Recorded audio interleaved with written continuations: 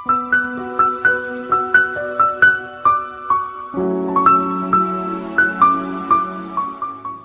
Everyone, Radhe Radhe, जय श्री कृष्णा। कैसे हैं आप सब? तो सबसे पहले आप सभी का स्वागत है आपके अपने चैनल नीरजाज़ लाइफस्टाइल पे। तो जी, आज का व्लॉग मैं स्टार्ट कर रही हूँ नवरात्रि के पहले दिन से, जिस दिन नवरात्रा स्थापना थी। और यहाँ पर हमारी तैयारियाँ शुरू हो चुकी हैं। मुहूर्त अब की बार थोड़ा लेट का था, मॉर्निंग का भी था, बट बोलते ना कि अभिजीत मुहूर्त जो होता है वो सबसे बेस्ट होता है, और वो था 11:15 बजे बाद का। तो बाकी सारी पूजा हमने, मतलब कान्हा जी की जो पूजा थी वो हम लोग कर चुके थे, साफ़ सफाई वगैरह सब हमारी मॉर्निंग में हो गई थी। और उसके बाद जो है हम नवरात्रा स्थापना की तैयारी में लगे हुए थे। तो यहाँ पर आप देख सकते हैं कि मेरे हस्बैंड जो है वो माता रानी को टीका वगैरह लगाना, माला पहनाना, इन सब कामों में लगे हुए थे। और फिर जैसे ही समय हुआ कलश का, तो लगभग 12:15 के आसपास जो है ना, कहते हैं पौने में काम नहीं करना चाहिए, तो 12:15 के आसपास जो है मैंने और मेरे पतिदेव ने जो है मिलकर कलश स्थापना कर दी। तो जी सबसे इम्पोर्टेंट यही होती है, ये अगर टाइम पर हो जाए तो फिर बाद में आप अपनी पूजा पाठ करते रहें। तो जो मुहूर्त था वो 11:15 से 12:30 के बीच का था। तो कलश स्थापना करने के बाद में हम बाकी और जो भी तैयारियां रह रही थी ना, उनमें हम लोग लग गए थे। जैसे कि मैंने आदि को टीका लगाया, उसके मोली बांधी, मतलब सभी को किया। आदि के बाद उसके पापा को भी मैंने जो है टीका लगाया था और मोली बांधी थी, मम्मी को भी, और फिर लास्ट में अपने भी टीका लगा के मैंने आदि से मोली बंधवा ली थी। तो जी इसी तरीके से जो है नवरात्रे आते रहते हैं, माता रानी आती रहती हैं और जो है अपना आशीर्वाद अपने भक्तों को देती रहती हैं। तो ये जो है ये सर्दियों वाले नवरात्रे हैं, जिन्हें शारदीय नवरात्रे भी कहा जाता है। तो जी मतलब मैं तो यही कहूँगी कि भाई माता रानी जब भी आए तो अपने सभी भक्तों को अपना आशीर्वाद दे के जाएँ, जिसकी जो भी इच्छाएं हैं वो सभी वो पूर्ण करके जाएं।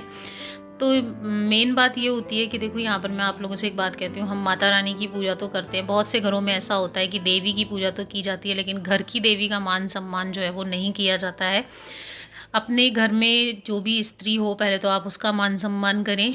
मान सम्मान से मेरा मतलब ये नहीं है कि आप उसे जो है पाटे पर बिठाएं और उनकी पूजा करें।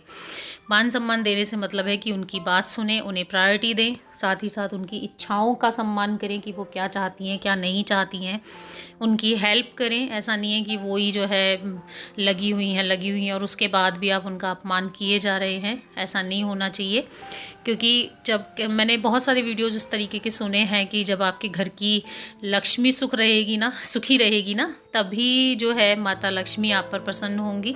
तो अपने घर की लक्ष्मी को खुश रखिए, उनकी आंखों में आंसू नहीं आने चाहिए आपकी वजह से। तो अगर वो खुश हैं तो आपके घर में माता लक्ष्मी का आगमन होने से कोई नहीं रोक सकता है। तो प्रयास करें कि आप अपने घर में जो भी स्त्री है, चाहे वो आपकी माँ हो, चाहे वो आपकी पत्नी हो, चाहे वो आपकी बेटी हो, चाहे वो आपकी बहन हो, जो भी हो, उनका जो मान सम्मान है वो पूरी तरीके से आप लोगों को करना चाहिए। तो जी यहाँ पर आप देख सकते हैं, मैंने मेरे हस्बैंड को भी जो है टीका लगाकर मोली बांध दी थी, और अब मैं मेरी मदर इन लॉ को जो है मोली वगैरह बांध रही हूँ, टीका वगैरह लगाया।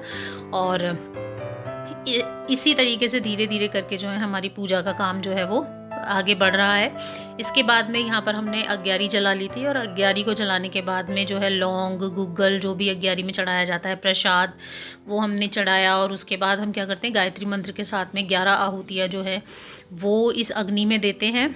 और ये सब चीज़ें मैंने मेरे मायके से सीखी हैं, कुछ मैंने अपने ससुराल से सीखी हैं, तो उन्हीं का मिला जुला कॉम्बिनेशन जो है मैं यहाँ पर कर लेती हूँ।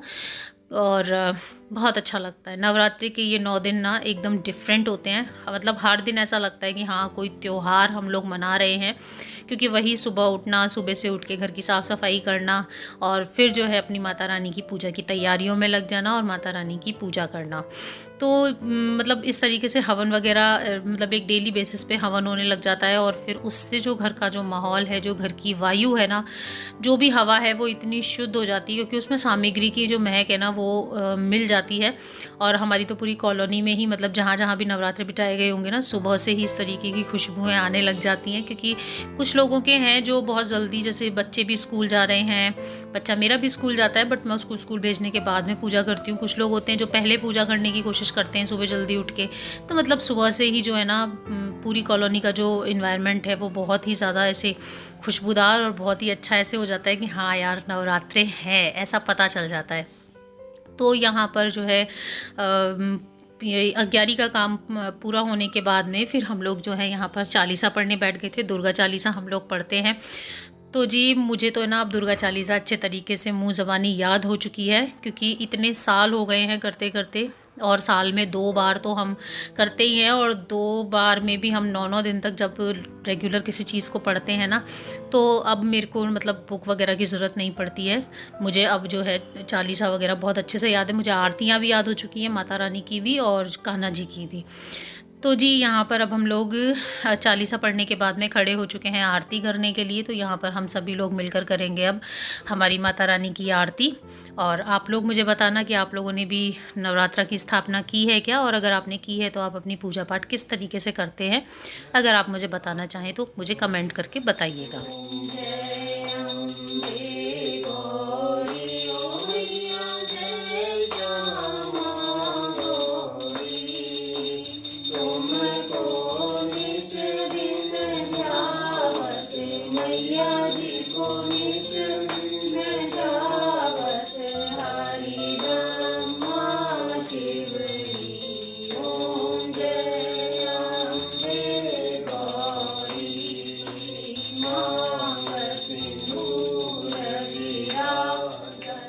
हाँ जी, तो यहाँ पर आप लोग दर्शन कर लीजिए हमारी माता रानी के। बड़ी ही सुंदर लग रही हैं। बहुत अच्छा लगता है इस तरीके से जब चुनरी उड़ा देते हैं और माला वगैरह पहना देते हैं ना। और साइड में आप देख सकते हैं कि हमने जो है जवारे जिसे कहते हैं ना, वो भी बो दिए हैं।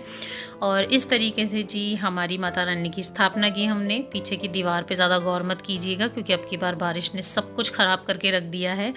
और यहाँ पर राम दरबार जो हमारे यहाँ पर है ना, उसमें भी फ़ोटो लगाई सॉरी माला पहनाई। और उसके बाद में आ गई अपने कान्हा जी के दर्शन कराने के लिए। और मेरे कान्हा जी ना इस तरीके से माला पहनाने के बाद में इतने सुंदर लगते हैं ना कि मतलब मैं तो एकदम ऐसे होता है कि इनकी नज़र ही उतार लो। देखो कितने सुंदर लगते हैं माला वगैरह पहनाने के बाद में। तो बड़े ही मतलब इन तीनों को एक साथ देखने पे ना बहुत ही अच्छा सा मतलब फीलिंग हो रही थी। और उसके बाद में जी दोपहर में कुछ शूट किया नहीं था। शाम को हम लोग निकल गए थे माता रानी के मंदिर में दर्शन करने के लिए। तो ये इस तरीके से ना रास्ते में झांकी निकल रही थी। अब कौन है, क्या है, कौन से देवता हैं, वो मैं समझ नहीं पाई, लेकिन हाँ ये झांकी देखकर ना हमारा आदि भी बहुत खुश हुआ और हमें भी बहुत अच्छा लगा। मैंने अचानक ही फिर मैंने सोचा चलो भाई जब कुछ नया रिकॉर्ड करने को मिल रहा है तो कर लेना चाहिए आप लोगों के लिए भी। तो यहाँ पर जो है ना ये मैंने इस तरीके से रिकॉर्ड कर लिया। यहाँ पे हैं कुछ भगवान वगैरह बन के बैठे हुए, कौन से भगवान है वो मुझे नहीं समझ में आया। तो आप देख सकते हैं कि इस तरीके से बड़ी ही सुंदर सी झांकी यहाँ पर जो है निकली हुई है। और एक क्लियर व्यू इसलिए नहीं आया क्योंकि झांकी भी चल रही थी और हम लोग भी चल रहे थे। हम भी स्टॉप नहीं हो सकते थे क्योंकि ट्रैफिक जाम होने का जो है थोड़ा ख़तरा रह जाता। इसके बाद में जी हम लोग पहुंच गए थे मंदिर। और जैसा कि पहले भी मैंने आप लोगों को मंदिर के दर्शन वगैरह करवाए हुए हैं। जो नए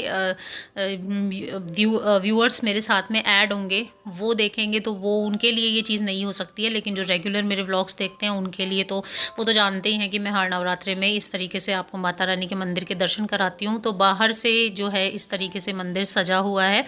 और ये मंदिर और इसके बगल में जो हनुमान मंदिर है ना, वो दोनों ही इस टाइम पे पूरी तरीके से लाइट में नहाए हुए रहते हैं। तो जी यहाँ पर अब हम हो रहे हैं मंदिर में एंटर। और बहुत ही अच्छा मुझे ये मंदिर बहुत पर्सनली बहुत ज़्यादा अच्छा लगता है। अभी इस टाइम तो भीड़ है क्योंकि नवरात्रा है, लेकिन जब आप यहाँ पर थोड़ा सा कम जब मतलब नॉर्मल डेज़ में जब आप आएंगे ना तो यहाँ पर आकर बहुत शांति मिलती है, बहुत अच्छा लगता है। बहुत ज़्यादा शोर शराबा यहाँ पे नहीं है। मेन रोड पे ये मंदिर है लेकिन फिर भी इतना शोर शराबा यहाँ पे नहीं होता है। तो मैं मंदिर के अंदर जा चुकी हूँ और उसके बाद में मैंने आपको जो है मंदिर के अंदर का व्यू दिखाने के लिए यहाँ पर मैंने कहा चलो ये आपको अंदर से भी जो है मंदिर का व्यू दिखा देती हूँ। तो ये इस साइड में जो है ना भैरव बाबा का मंदिर है और इस साइड में ये शिवालय है। तो ये भी अंदर से भी बहुत अच्छे तरीके से लाइटिंग वगैरह यहाँ पर की हुई थी। और उसके बाद में जी ये है हमारी माता रानी। तो बोलिए अम्बे मैया की जय और जय माता दी। तो इस तरीके से हमारी माता रानी बहुत ही सुंदर लग रही थी यहाँ पर एकदम सजी हुई। और उसके बाद में जो मंदिर के चारों तरफ परिक्रमा की जाती है वो गणेश जी से शुरू होती है। उसके बाद में माता के 8 रूप यहाँ पर हैं जो नवरात्रे में लाइन वाइज आप देखते हैं ना, माँ शैलपुत्री, ब्रह्मचारिणी, चंद्रघंटा, जो भी मतलब इनका क्रम होता है उसी क्रम में ये मूर्तियाँ यहाँ पर स्थापित हैं। तो लोग इनके भी दर्शन वगैरह करते हुए चलते हैं। तो बस वही मैं आप लोगों को दर्शन करवा रही थी। आप लोग भी दर्शन कर लीजिए इस तरीके से माता रानी के। इसके अलावा मैंने पहले एक पूरा कंप्लीट वीडियो बनाया हुआ है कि यहाँ पर नीचे भी एक जगह है जहाँ पर समाधि स्थल है, मतलब वहाँ पर जाकर आप अच्छे से भगवान की पूजा पाठ कर सकते हैं। वहाँ और भी शांति रहती है, पिन ड्रॉप साइलेंस रहती है वहाँ पर।